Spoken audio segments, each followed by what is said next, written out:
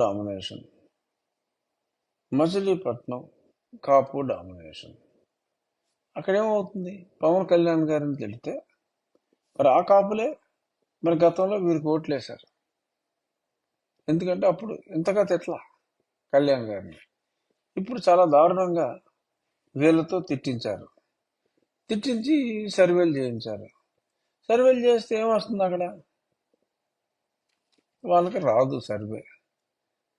So I-PAC కూడా చెప్తాడు, ఏమంటే మేము సర్వే చేసాం, ఇక్కడ వీళ్ళకి చాలా వ్యతిరేకత ఉంది, ఒక్క కాపు కూడా ఓటేసేలా లేడు వీళ్ళకి అని సర్వే.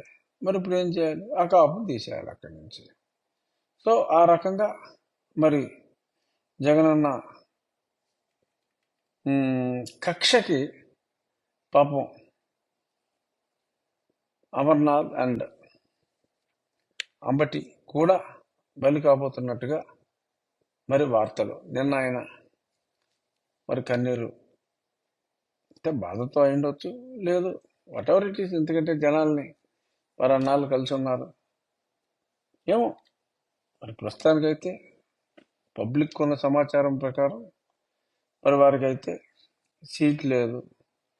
వారు చేసిన నేరం ఏంట్రా అంటే ముఖ్యమంత్రి చెప్పింది చెప్పినట్టు చేయటం. ఇలాగే మరి ఏ కులం వారిని ఆ కులం వారితో తిట్టించే చర్యల్లో భాగంగా మరి నన్ను కూడా కొద్దిమంది క్షత్రియులతో తిట్టించారు. వాళ్ళ సర్వేలు కూడా చాలా దైద్యంగా ఉన్నాయట. మరి అంత దైద్యంగా ఉన్న సర్వేలను చూసి మరి ఆ రాజులను కూడా ఉంచుకుంటాడా, లేదు ట్యాక్స్ బర్డెన్ పెంచి మరి చెంతకు చేర్చుకుంటారా తెలీదు.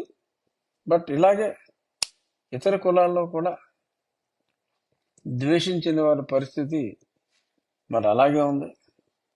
బట్ ఎక్కడ చూసినా కూడా ఎవరికీ సర్వేలు బాగోలేదు. దానికి కారణం ఆ ఇండివిజువల్స్ కాదు, కొంత ఎక్స్ట్రా పర్సంటేజ్ అనేది ఈ ఇక్కడ ఏ కులం ఉందో ఆ కులం నాయకులతో చంద్రబాబు నాయుడు గారిని కానీ పవన్ కళ్యాణ్ గారిని కానీ నన్ను కానీ మేజర్గా టార్గెట్ చేసింది మమ్మల్ని మా కులాలతో. సో అక్కడ అన్ని చోట్ల డెఫినెట్గా వారికి ఆ అభ్యర్థులకి ఎక్స్ట్రా నెగిటివిటీ. ఓవరాల్గా జగన్మోహన్ రెడ్డి పుణ్యం అంట అందరికీ నెగిటివిటీ ఉంది. ఈ కొన్ని చోట్ల ఈ స్పెసిఫిక్ కారణాల వలన ఎక్స్ట్రా నెగిటివిటీ ఉంది. మరి దీనివలన ఇప్పుడు నేను సీట్లు మార్చేస్తానంటారు. దానివలన ఉపయోగం ఏమాత్రం ఉండదు. ఇంకా గమ్మత్తైన అంశం ఏంటంటే నిన్న కొందరు విషయాలు మాట్లాడుకున్నాం, తర్వాత వచ్చిన లిస్టులో కూడా అన్యాయం ఎవరికి జరిగిందిరా అంటే కేవలం బీసీ, ఎస్సీ, ఎస్టీ మైనారిటీస్కే తప్ప ఆయన ఎక్కువగా ఎవరికైతే మంచి మంచి పదవులు, మంచి మంచి సలహాదారు పదవులు ఇస్తూ ఉంటారో, ఎవరికైతే ఈ మధ్యన కూడా మళ్ళీ ఎక్స్టెన్షన్లు ఇచ్చారో